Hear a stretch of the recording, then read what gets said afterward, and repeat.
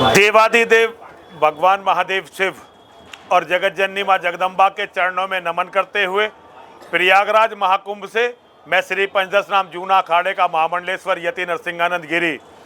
आज 16 जनवरी 2025 का दिन है। मुझे लगभग 10 दिन हो गए हैं महाकुंभ में आए हुए। मैं रोज़ अपने बड़े बड़े आचार्यों के, जिसमें हमारे जगत गुरु, अलग अलग पंथों के, अलग अलग समुदायों के जगत गुरु और हमारे अलग अलग अखाड़ों के आचार्य महामंडलेश्वर और महामंडलेश्वर शामिल हैं, मैं अलग अलग मीडिया पर उनके अलग अलग भाषण सुन रहा हूं।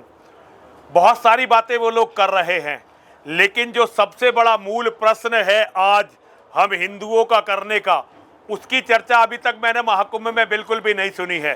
केवल रविंद्रपुरी जी महाराज, हरिगिरी जी महाराज और उनके कुछ साथी जो अखिल भारतीय अखाड़ा परिषद के अध्यक्ष हैं और महामंत्री हैं, और अखाड़ा परिषद, उन लोगों ने भी एक अभियान शुरू किया था कि महाकुंभ को इस्लामिक जिहादियों से मुक्त किया जाए।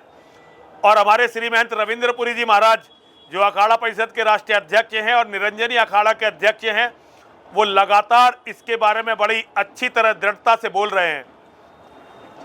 आज सवाल ये नहीं है कि हमने क्या उन्नति कर ली और क्या उन्नति हम करने वाले हैं।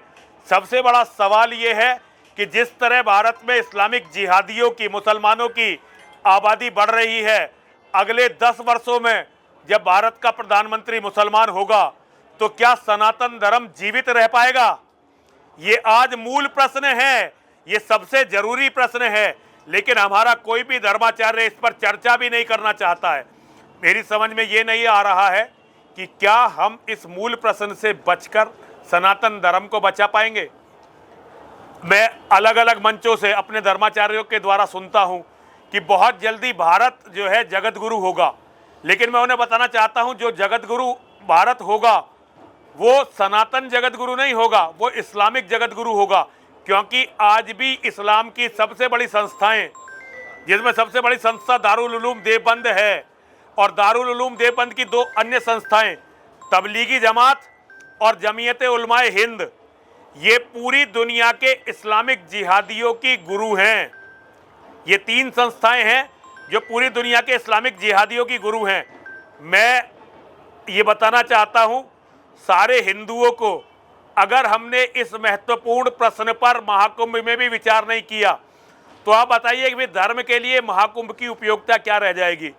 मैं सारे अपने धर्माचार्यों से ये कहना चाहता हूं, अगर ये हमारा भारत समय समय पर खंडित होता रहा है और अब हमारे पास ये अंतिम टुकड़ा है, अगर हमारा ये अंतिम टुकड़ा भी हमसे छिन गया तो सनातन धर्म का बीज भी बचाया नहीं जा सकेगा और सनातन धर्म समूल विनष्ट हो जाएगा। मैं आप सभी से अनुरोध करना चाहता हूं, जरा गंभीरता से प्रयास करिए।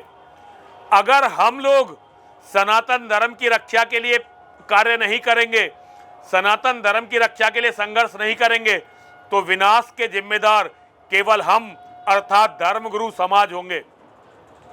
और कुंभ से बड़ा अवसर इसके लिए कोई नहीं है। इसलिए मेरा सारे धर्माचार्यों के चरणों में अनुरोध है, अपने धर्म को बचाने के लिए इस्लाम के जिहाद के विनाश पर चर्चा करना तो आरंभ कीजिए। आगे की तो आगे देखेंगे। हर हर महादेव, हर हर महादेव, हर हर महादेव।